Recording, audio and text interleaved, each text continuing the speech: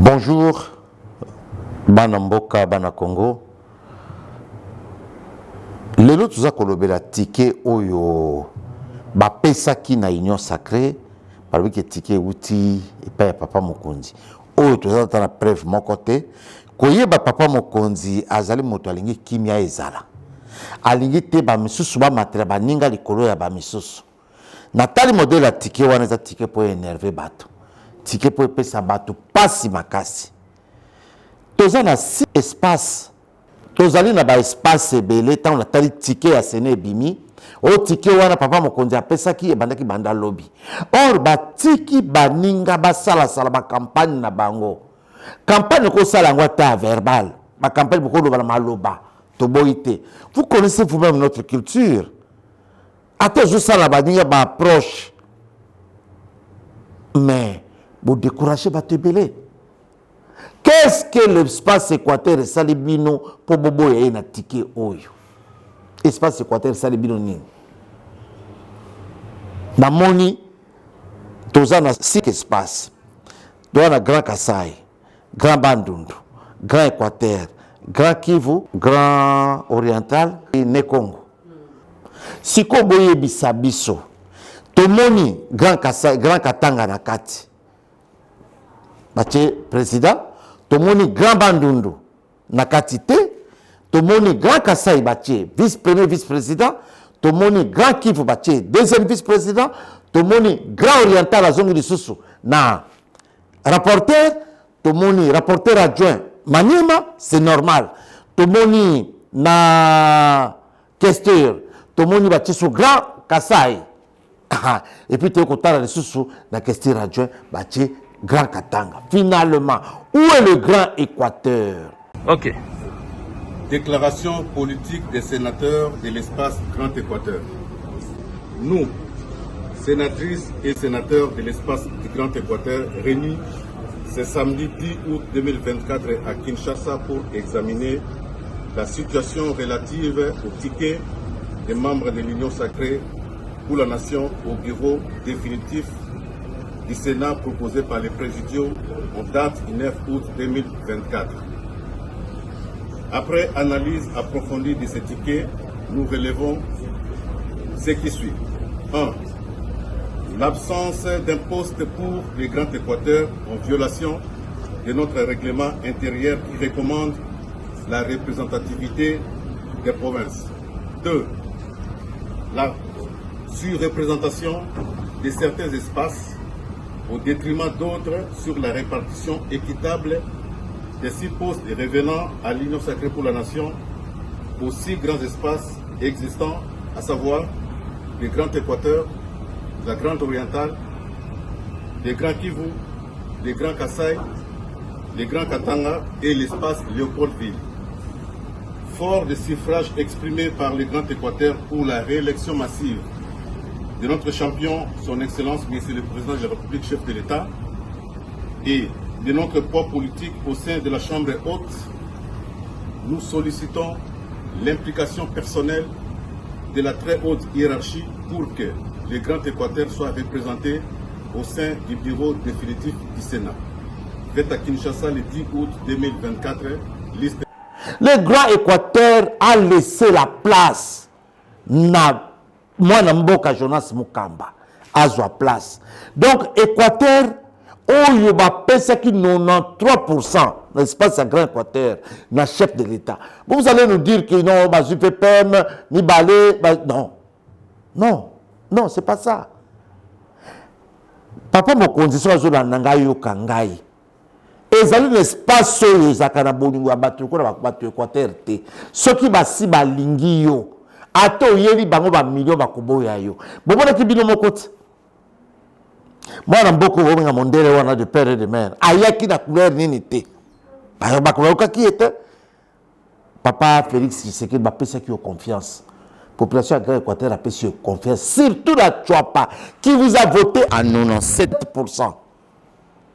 Excellence zone salon makanisi sima bosu bo pesi premier vice-président place. Vous pouvez faire la poste à Kester, Grand Équateur à soi. Vous pouvez faire Grand Équateur poste à Kester. Bas Congo est à 2 mètres à ville à Kinshasa, même si vous êtes Premier ministre. Mais il y avait une dame qu'on vous a donnée, elle a fait députée provinciale, députée nationale, sénatrice. Mais elle mérite. Comme le grand Bandouné est déjà servi, le grand Kassai est servi, le grand Sid Kivu, le grand Kivu est servi à l'Assemblée nationale. Donner ces places-là, na Batuya, espace, il y a ne Congo. Batama ta place wana. Ituri a été déjà servi. Ituri, les alliés grands orientaux, il a été déjà servi. Vous avez remis ça à Babanissa pour que Babanissa fasse quoi? Qu'est-ce qu'ils ont fait? Comment il a été chassé dans la motion? Mais non, non. Je ne sais pas. Qu'est-ce que le né Congo Bakoko mérité de ticket mobile à l'Assemblée nationale basée de l'autre côté? Tu es dans l'Assemblée, dans le niveau, il y a Sénat, et c'est la même chose. Non, non. Remettez le grand Équateur dans le ticket. Remettez le grand espace, il y a grand Bandundu dans le Congo, dans la ville de Kinshasa. Botia bango na ticket. Botia bango na ticket. Excellence, Monsieur le Président de la République. Modèle où il va voter, c'est le résultat de ma casse. Les ministres ne sont pas proches de la population, les proches de la population sont les sénateurs. C'est l'émanation de l'Assemblée. Toyo Kisabango pas cité, Toyo Kisabango sonité. Prenez le Nekongo, mettez-les. Si vous avez dans je ne sais pas. La qualité des gens que je vis dans le ticket, c'est très valable. Les gens ont pas ça sonité. On va nous dire non, non, vous allez servir, non, non. Monsieur le Président de la République, si c'est vous, vous n'avez pas nabino, zomisa makanisi sima. Bon, on va que tout ça, la Mineta Moko, oui, Mineta tout ça, avec quel ministère? Tout le ministère en côté. Wanaye, tout ça a besoin de ticket à Malamu, tout côté sa motuya, Chouapanakati, Azali représenté à Grand Équateur. Espace où on a besoin de Molobé. Tu as dit que papa journaliste Moukamba, tu peux essayer de monter ma moko. Pour bien monter que la mission, comment on passe? Place où on a topé, vous pouvez ça la moto moussous. Vous pouvez ça topé qui n'attend dans l'entreprise publique. Azara DG. Il mérite. Pourquoi pas? À quelle entreprise publique Azara DG? Quand topé, il faut Azara Kester. Pourquoi? Non. Nous devons être unis. Tu blessé par espace mon sous-souté. Tu blessé par côté mon sous-souté. Tant que tu ticket on a beaucoup pas ça. Ah, ticket à Katanga, vous pouvez essayer 2 places. Vous pouvez essayer Sénat, vous pouvez essayer sur la poste non non. Katanga n'a pas voté le chef d'État. Comment attend 30% à voter? Katanga, l'espace est grand Katanga. Chef, tout ça a besoin de imposer au chef. Tout ça on a besoin de nous battre au foutu sur la monnaie de singe. Vous êtes aux alliés papa, donc ça m'a canisissima. Espace à Grand Équateur, tabatouaï na boutouaï na moyata na chouapa. Balba koti sa mabe kota kati contre eux. Jamais. La chouapa, l'espace à Grand Équateur vient surtout, bayana simanayo. Et qu'on décevoir bango, qu'on peut sa bango pas si mingi. Déception soit mi banda lobi faut ka ba coup de fil ba ko benga. Non. Sala biso plaisir aux alliés papa. Koyoka biyoka yoka te koti sa na ticket wana espace Grand Équateur moko azala. On y topé mingi. Pesa topé akende na ba entreprise publique. Attention, j'ai camine pesa yi. Attention, il pesa yi. Mais tika ticket wana Équateur akota na kati. Tika Équateur akota. Tika ticket wana ba ne Congo ba kota. To batu ya espace ya Grand Bandundu. Excellence, ils ont la ville à Kinshasa, à 2 mètres la ville à Kinshasa. Mais espace hollandais sécurisé, à la ville à Kinshasa. Espace où nous sommes au PC, à Mosika. Mais Ituri est déjà servi pour grand oriental est servi dans l'Assemblée. Le grand Kivu est servi déjà dans l'Assemblée. Vous voulez donner ces espaces-là dans Batumosous? Non, Papa Mokonzi. ozalaka papa motema ya makasi te fongola motema mpona baéquatorien fongola motema mpona baespace ya grand bandu na bane kongo na ville ya kinshasa mpo ezali espace moko oyo kosekirizaka yo makasi ata otie premier ministre ata otie biso bato combien eza espace oyo efandi na yo awa ezwi tellement déception mingi melingi ezala na yo kuna ezali esika badepute provinciaux nde bavotaki ya eza l'émanation ya badepute provinciaux. Donc cela veut dire sala makasi papa babongisa tike wana eza boye te ozokisi biso makasi bananga mo alobi menebi ke euti epa na yo te euti na barapport na lokuta. Il n'y a aucun espace qui vous a élu et belé koleka espace oyo ya Grand Équateur même le Grand Kasaï a élu yo makasi boye te ko décevoir biso te. Oui, comme ça, vous avez fait oui, attends, 100, vous avez 100. Pour l'accès, papa m'a dit que tu as la bolingo, tu as la volonté. Oh, biso tu es les ailes par exemple, ceux qui moutayambi au pénal ne sengo bobo, tu as celle ma caméra sous c'est le retour à sincère. On doit le faire. On doit sécuriser d'autres secteurs, d'autres territoires, d'autres contrées. Qu'est-ce que les Congo fait pour mériter ça? Nakati à Sénat, Nakati à Assemblée nationale. Mais non. Le grand Katanga est servi deux fois Bolongola Moko. Le grand Kassai est servi deux fois Bolongola Moko. Ituri a été déjà servi dans le grand oriental Bolongola Moko. Ochabatouana na bazangi zangi. Kozokisa batute papa. Yango la zoko le bino to continue na entreprise publique, to continue na makamu ya mwana mboka Constant Mutamba. To tangi ondego lobi, to tangi ndenge bato bazako ima na bakuze de tribunaux. Oui, ososala mosala na okitoko. Mwana mboka Constant Mutamba, vous êtes à féliciter. Au désengorger plusieurs à Makala. Mais il y a quelque chose qui ne va pas. Au lobby, autant la jeunesse, il y a une entreprise publique où il y a un fournisseur sur des voies judiciaires.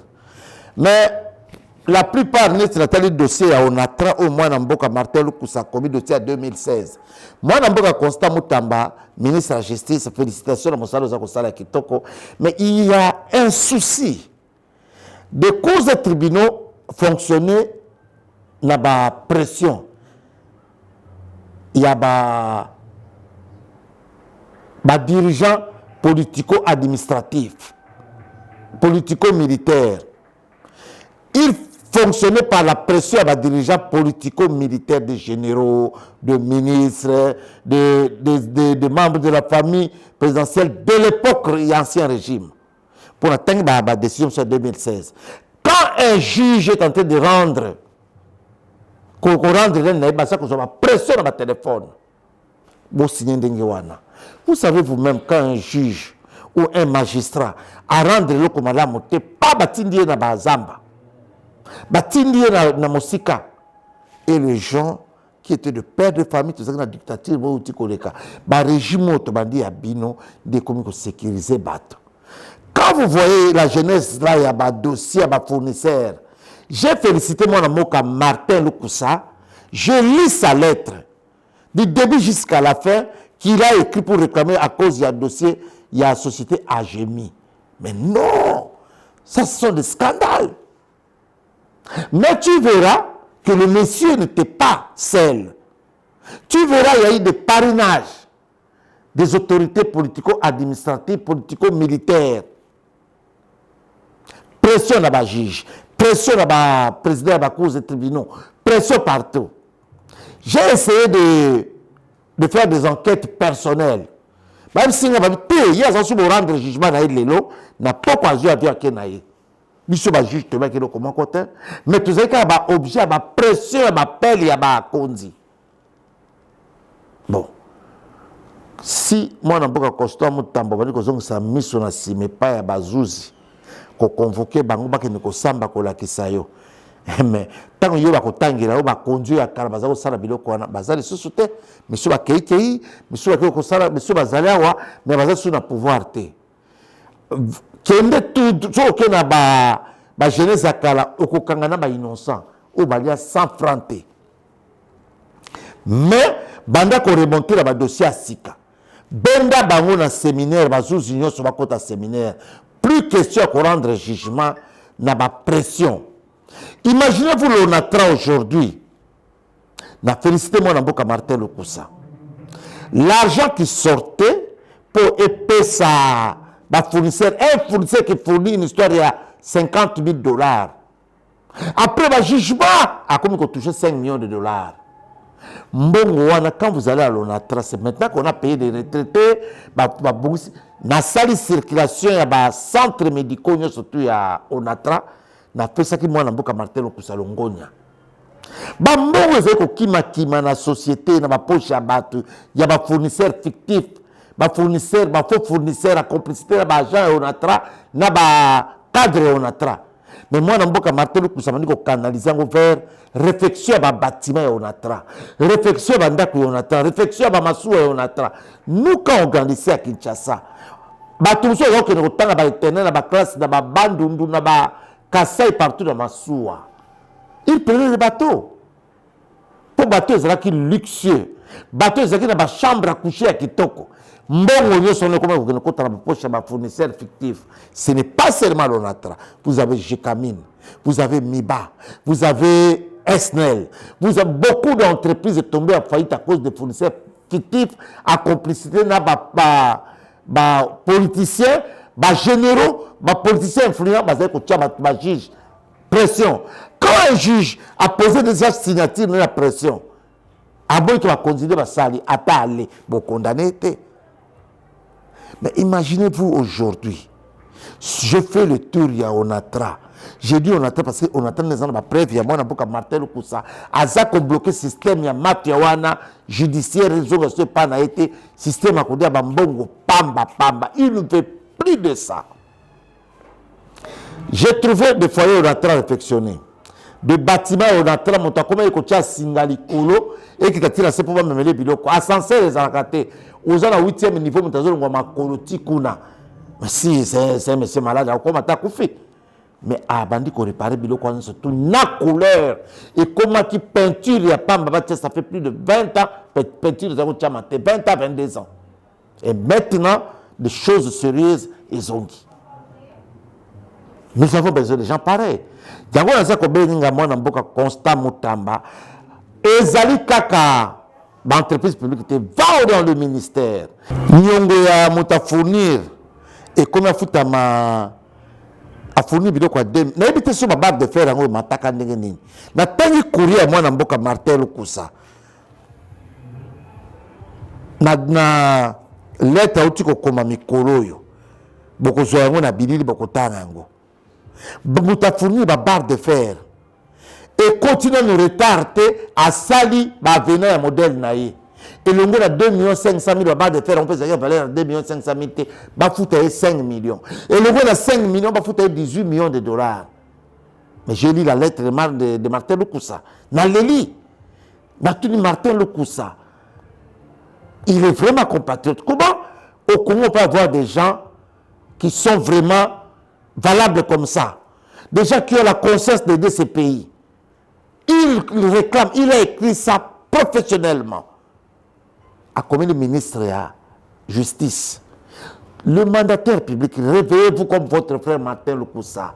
Les DG des entreprises publiques, on ne va pas vous révoquer parce que vous avez demandé un droit qui va côté la bino. Les entreprises sont par terre à cause des fournisseurs fictifs.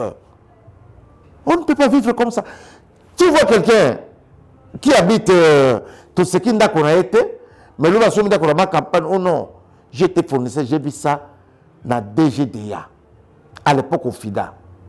Quelqu'un qu'on a bloqué son conteneur pour la billet comme valeur $12 000, Bébaka, quelques mois après à poursuivre DGDA, passer à bloquer la billet Bébaka de $12 000. On doit payer à ces messieurs $12 millions. Bayebi siye na batuya, bakondia au FIDA à l'époque. Tu futa au kaka 7 millions, 5 millions à biso. Donc tu futa au nyonso, mais $5 millions à biso. Il y a l'obité. Vous futa pe bata justice au ngai na sana bango 1 million. Donc, dirigeant, il y a déjà donné à l'époque, 4 millions, il y a 7 millions, la justice, il y a signé Kamikanda, 1 million. Non! Non! Ça, c'est tuer le pays. Vous donnez à un monsieur pareil 7 millions de dollars. Vous connaissez 7 millions de dollars au niveau de l'Europe et aux États-Unis. Il y a des familles riches, et souvent, ils gagnent ça dans des loteries. Entreprises publiques, comme le loterie. Un contrat de 12 000 dollars pour Biloko Bebaki Nakati, Biloko Nakati ne valait même pas 200 000 dollars, mais on paye à quelqu'un 18 000, 14 millions de dollars, mais par contre, 4 millions, Yati Karana, 7 millions, non, non, non, non, non, non. Nous devons sauver ce pays.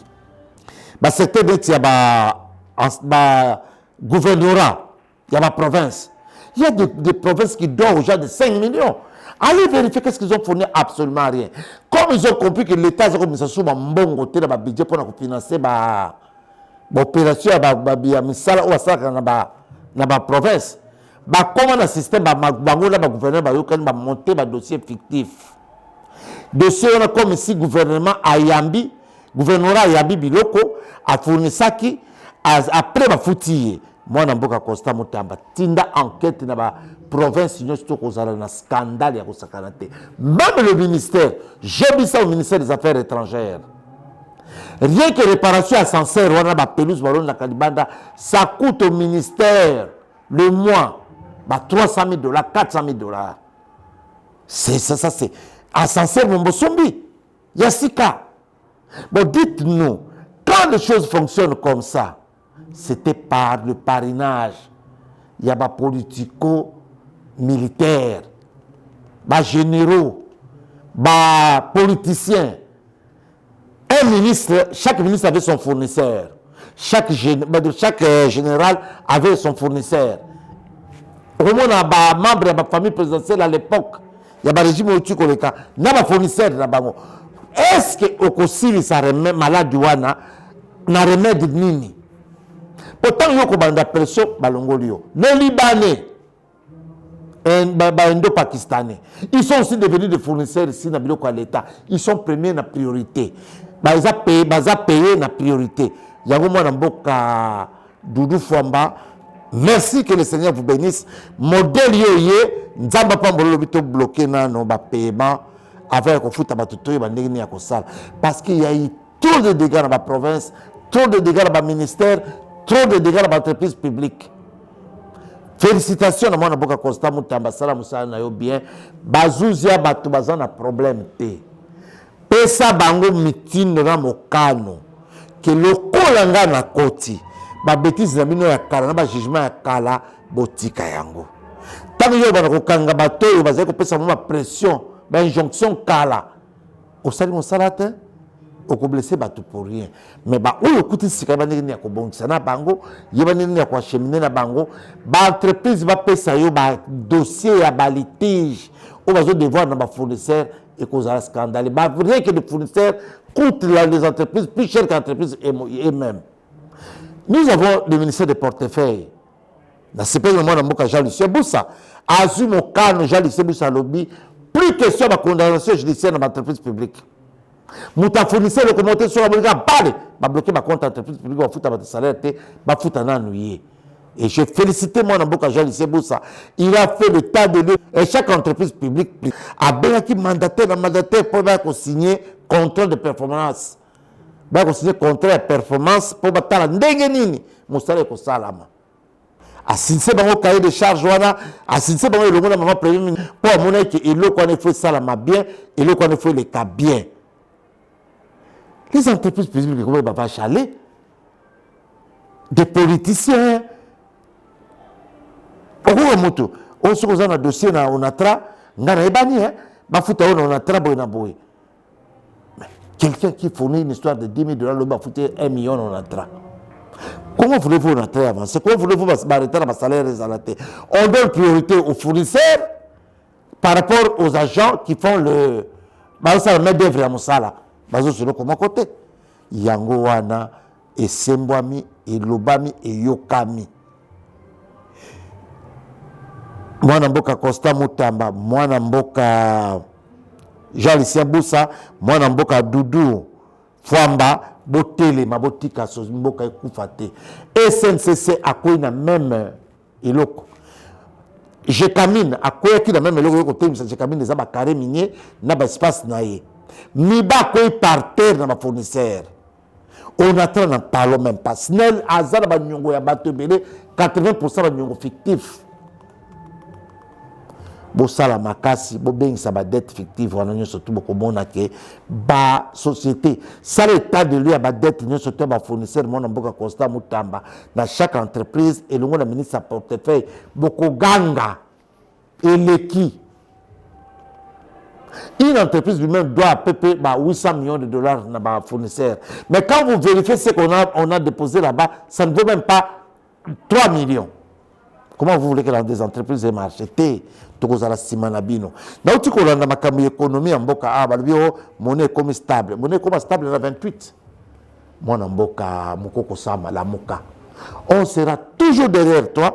Dans mon monnaie en moka comme ninga lobite motosoka boti mwana na yemoko aboka abona tebana misusu. Soko boti ba matei mangongi okobwaka ete mondo sembola ye. Tango ro sembola ko zonga lanzela. Mon obiso to botaki na AAP azonga lanzela à to côté le pour économie par rapport à produits pétroliers sur les comme comata bato matsaka biloko. Oh vous devez combattre ça pour population prendre la Kenya. Population boy président Félix c'était population alingiye. Malingi bato baza ko bebisa entourage na été to sukiwana.